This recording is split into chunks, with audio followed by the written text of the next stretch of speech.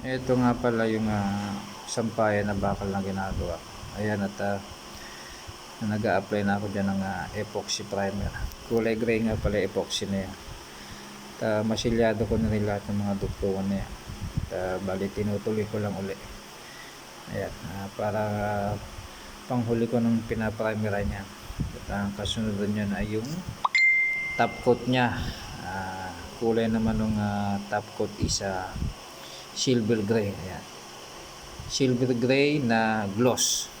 Makintab siya. Bali 4 na piraso yung sampayan na yan. Kailangan na raw kasi kaya minamadali na ako. Di ba?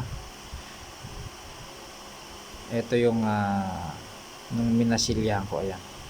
Masilyado na lahat ng mga dugtungan yan.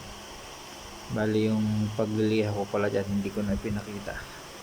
Nilipat ko siya ng area. Ayan. Kasi yung area na yan is may mga nakasampay. Ito yon. Ito na yung na-applyan ko ng primer. At yung pinapakita ko na yan yung titimplahin ko na top coat nya. Bali mag-mix na nga pala ako dyan. Medyo maganda yung kulay nya. Ito na. Final na yung kulay nya, yung top coat. Ayan. Tapos na. Tingnan na may itsura ko. Pawis na pawis ako. Dahil sobrang init sa pwesto ko na yan. Nag-humid konti. At ito naman yung tinarbaho ng tropa dito sa rooftop. Ayan. Ito yung big sala.